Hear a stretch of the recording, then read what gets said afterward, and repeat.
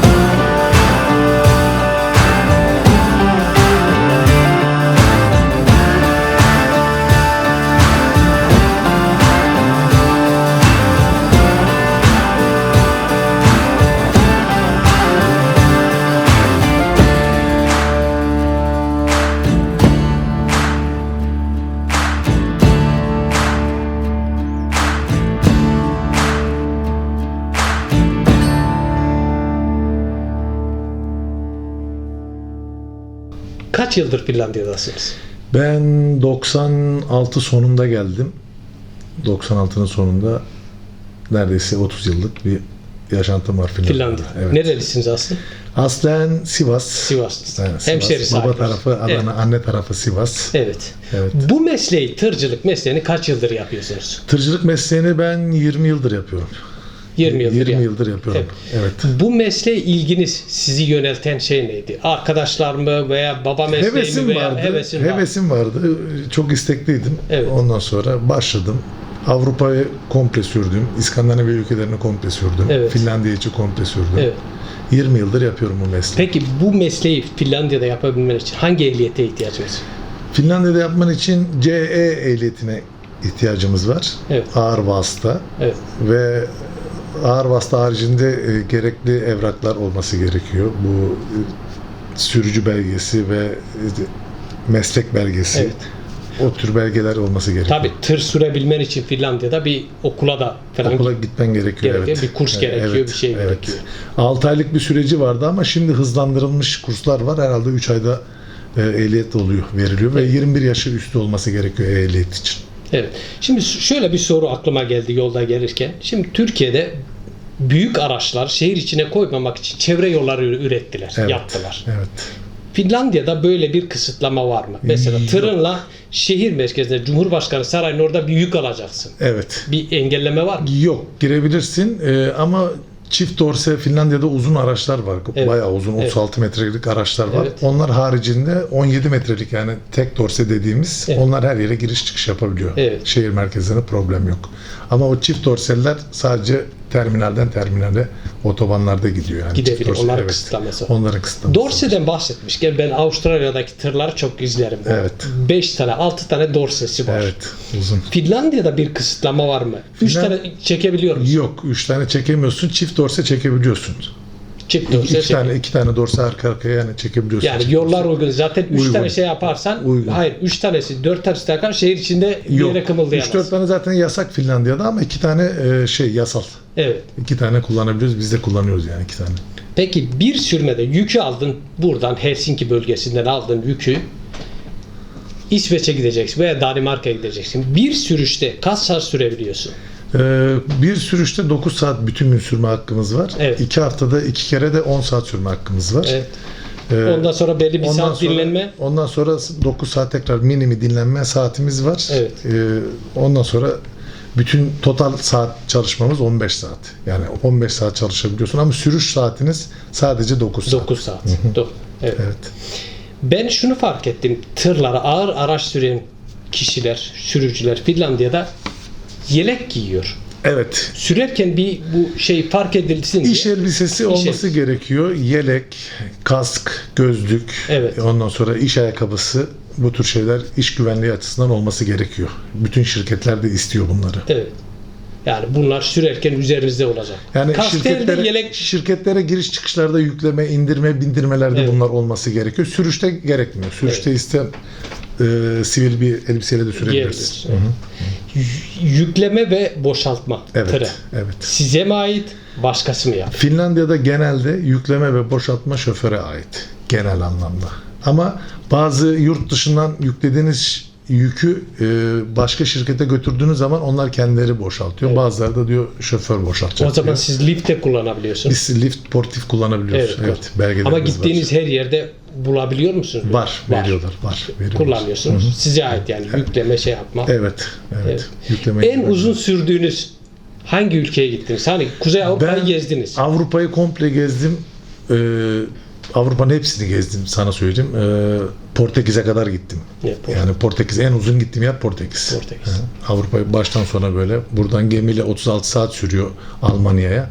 Almanya'dan işte Hollanda, Belçika, Fransa, İspanya, Portekiz'e gittim geldim. Nasıl arabanın konforu? Çok Rahat rahat. ediyorsunuz. Arabada her şey var. Dört dörtlük şoföre olan bütün ihtiyaçlar var mevcut. Pakastin, buzdolabı, televizyon, Evet. kahve makinesi, klimalar, her şey var. Yürüyen bir karavan gibisiniz. Öyle, yani. aynen Evet. öyle, aynen. Çok rahat yani. Şoförü hiç zorluk yaşamıyor yani. Kolaylaştırıyor işini tam tersi. Şimdi Türkiye'ye gittiğiniz zaman muhakkak yani tırcılarla oturup konuşuyordur, işte Evet, muhabbet evet. merak ediyorlar mı? Biz de gelelim Finlandiya'da çalışalım. Yani çoğu kişi merak ediyor, çoğu kişi de istiyor daha doğrusu ama işte evraklar çok, bir de dil sorunu oluyor Evet, Türk dil şoförleri sorunu. için. Aynen.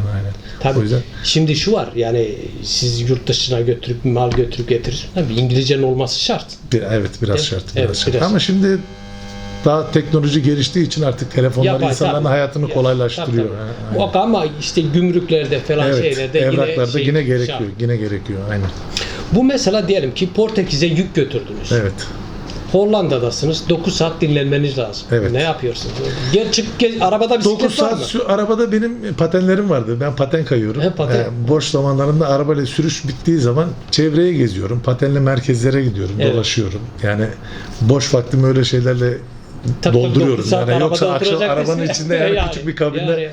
yani sıkılıyor insan gerçekten. Evet. Ama böyle dolaştığın zaman aktif bir şekilde hem hareket ediyorsun, Evet. hem geziyorsun, görüyorsun, öğreniyorsun. Değişik ülkeler, değişik yerler. Tabii yani. Yani o güzellikleri var. Evet. Hani Portekiz'e giderken toplam kaç gün evden uzaksın? Bir, Bu meslek bir böyle. gidişin gelişin 15 gün. 15 gün 15 sürüyor. gün 15 gün sürüyor. Peki sizi bu tırcılar hani her yerde karşılaşıyorsunuz. Bir Evet. kodunuz var mı kendi aranızda?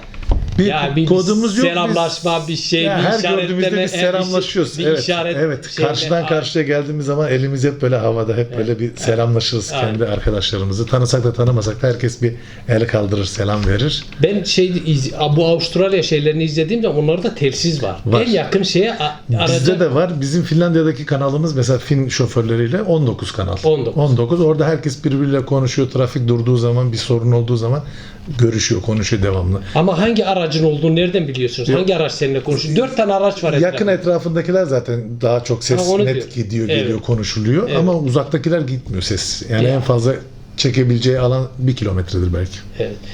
Peki Finlandiya'da tırın bir hız sınırı var mı? Var. 90 yani 85 kanuni ama 90 gidiyor. 120'lik yolda gitsen Yo, dahi. Yani gidemez. hayır. 120'lik yolda gitsen dahi sınır 85. 85. Çıkar. Evet.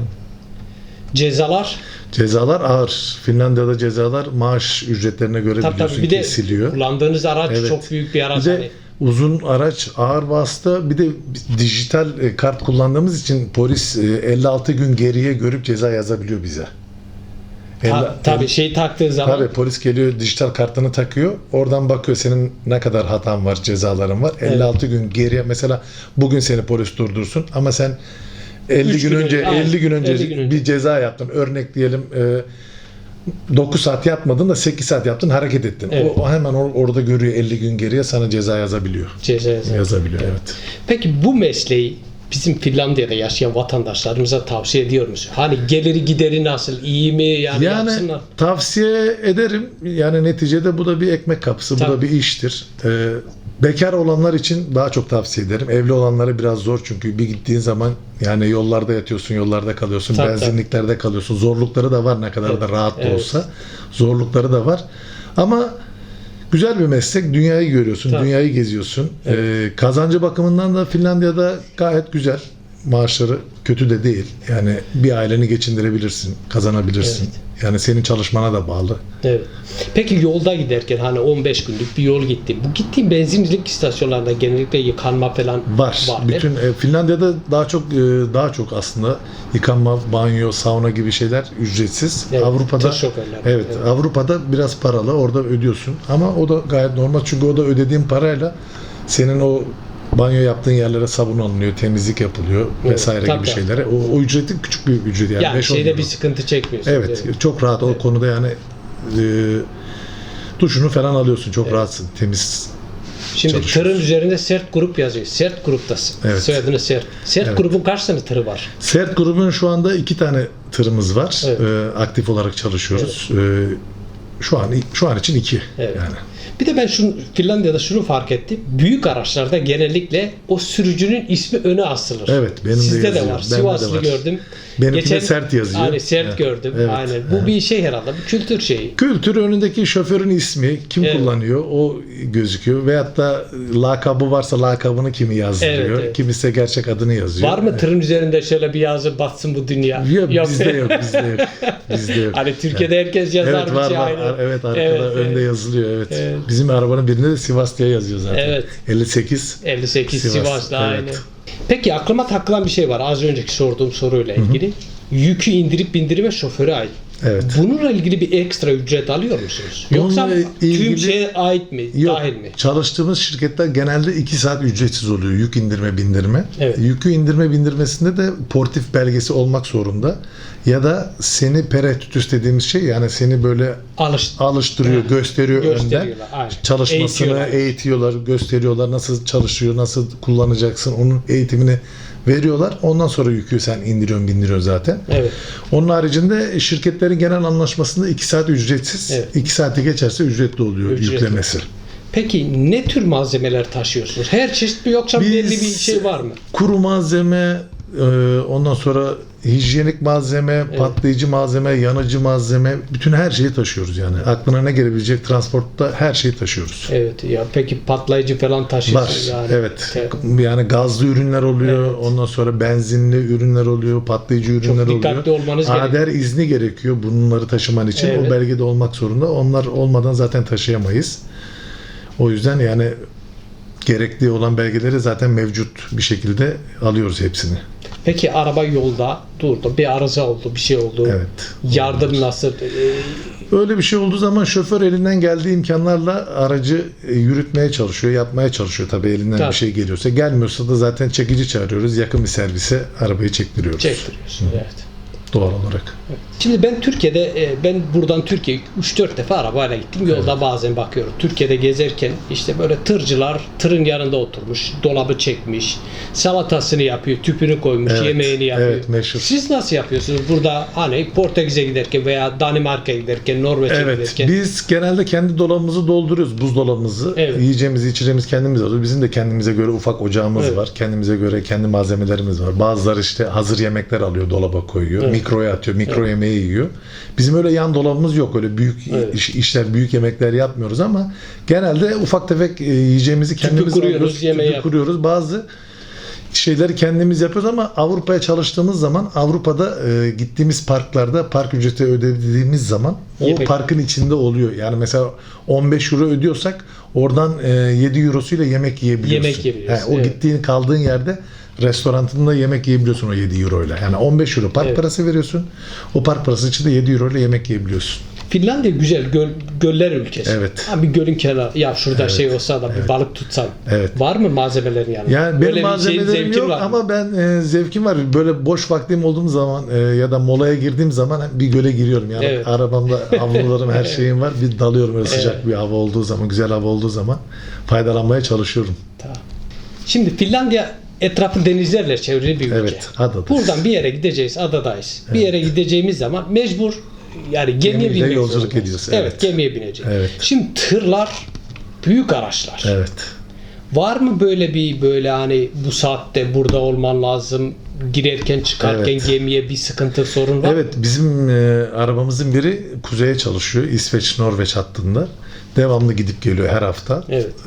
Oraya gidince işte gemiye aynı uçakta olduğu gibi 2 saat önceden check-in yaptırıyorsun, gidiyorsun, evraklarını veriyorsun, sıraya giriyorsun. Evet. Gemi saati hareket ettiği zaman zaten içeri alıyorlar, hareket ediyor. Devamlı yolculuğu oluyor. Araba devamlı gidip geliyor, şoför devamlı gidip geliyor. Gemide zaten hüttü veriyorlar size, kabin dedikleri, şoförün kendine ait bir kabini oluyor. İçinde yemeği, yani restorantında yemeğinden faydalanabiliyorsun, saunasından faydalanabiliyorsun. Gemi yolculuğu çok oluyor. Evet. Yani gittiğimiz, geldiğimiz hat boyunca devamlı haftada bir kere, 2 kere gemi yolculuğu oluyor. Ben bazen burada sürerken Finlandiya'da Türk tır şoförlerine denk geliyorum. Trafikte bakıyorum 34 işte 46'dır işte plakalı şeyler. Evet. Böyle muhabbet ediyor musunuz? Burada görüyor musunuz? Burada çok görüyoruz. Vuosaari'de genelde Türk tırları orada toplanıyor. Oraya geliyorlar. Arkadaşlar, hatta bazı elimizden geldiği kadar onlara da yardımcı oluyoruz. Soruyorlar, yönlendiriyoruz, yardımcı oluyoruz. Yani konuşuyoruz devamlı, aktif bir şekilde. Buradan hiç Türkiye götürdünüz mü? Yük götürdünüz. Buradan hiç Türkiye'ye çalışmadık. Bizim yani çalıştığımız ülke İskandinavya ülkesiyle Finlandiya için şu an için çalışıyoruz kendimiz. Türkiye'ye çalışmıyoruz. Yok, başlamadık. Şimdi Finlandiya karlık bir ülke. Burası soğuk bir ülke. Evet. Yani İsveç olsun, Danimarka olsun, Norveç olsun, Finlandiya olsun. Buralarda çok kar yağar. Evet. Kışlar uzundur. Evet, uzun. Siz de yük taşıyorsunuz. Burada zincir kullanıyor musunuz? Finlandiya'da zincir kullanmıyoruz ama bizim diğer arabamız İsveç, Norveç'e çalıştığı için orada gerekli 7 takım zinciri olmak zorunda. Evet. Yani yoksa cezası var. Biz kendi arabalarımıza kışlık teker alıyoruz. Kış sezonu başladığı zaman kışlık kar tipi lastikler atıyoruz arabalarımıza. Zincir Finlandiya'da kullanmıyoruz ama Norveç'te kullanıyoruz.